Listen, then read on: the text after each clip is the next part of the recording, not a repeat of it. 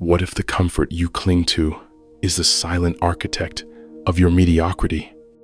You wake each morning wrapped in familiarity, mistaking safety for peace, routine for virtue, and repetition for mastery. But the truth is, you are slowly drowning in still water. Marcus Aurelius warned, "It is not death that a man should fear, but he should fear never beginning to live." And yet, here you are, alive in body, but sedated in soul, choosing small pleasures over grand pursuits, letting each day slip by like sand through fingers too timid to clench. The comfort zone is a liar. It whispers promises of security, but it steals your courage, your growth, your future. It makes you worship ease and flee from resistance, though resistance is the forge of strength. Seneca said, "We suffer more often in imagination than in reality, but you have made your imagination a prison-painting catastrophe on the canvas of uncertainty, labeling every unknown a threat rather than a crucible. You fear failure, but failure is the teacher comfort will never let you meet. You fear discomfort, but discomfort is the altar where excellence is born. You tell yourself you are waiting for the right time, for more confidence, for a sign, but you are really waiting to be spared the discomfort of transformation." Epictetus reminded us, "No man is free who is not master of himself, and how can you claim mastery if the walls of your comfort zone dictate your choices? You do not grow by standing still. Muscles do not grow without resistance. Character does not sharpen without trials.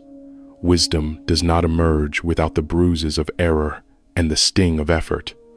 You keep circling the same ground, seeking the illusion of progress in routines you've already conquered, and wondering why the spark is gone. It is gone because you are no longer wrestling with life. You are watching it pass from the sidelines. And so, life, like any neglected lover, withdraws her passion from you. Growth demands friction.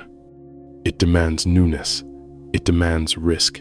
It demands that you look in the mirror and admit that what got you here will not get you there." The Stoics knew this deeply, that virtue is not forged in the temple of ease, but in the arena of difficulty. You must be willing to stretch, struggle, and strive for your potential.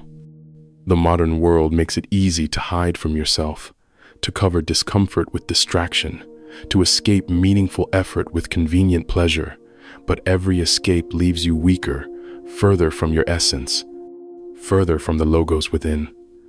William Irvine called this the trap of hedonic adaptation, that we grow numb to the pleasures we once chased, and so we must seek deeper purpose, not greater comfort. When was the last time you did something that made your heart race for the right reason? Not fear of being judged, but fear of your own greatness calling you to act? You weren't born to rehearse yesterday. You weren't born to memorize mediocrity. You were born to grow, to strive, to rise. And every time you choose to remain where you are, to do what's easy, to delay the difficult, you betray the potential etched into your bones. Your comfort zone feels safe, but it slowly cages your potential. And every day you stay, the door gets harder to find.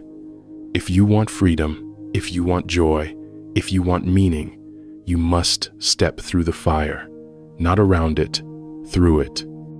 Challenge is not your enemy, it is your crucible. And you must ask yourself, as Aurelius did, what stands in the way becomes the way. So what stands in your way right now? Fear? Doubt? Laziness?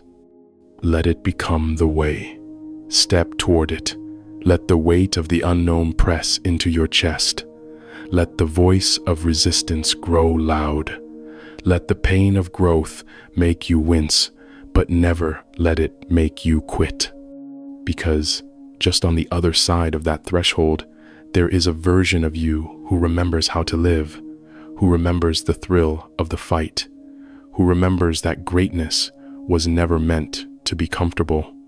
That version is waiting, not in theory, not in some distant fantasy.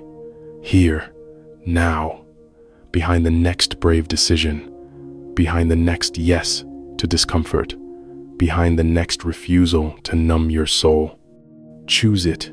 Choose discomfort as a vow to your future. Choose challenge as a sacred ritual. Choose growth again and again until your comfort zone cracks under the weight of your becoming.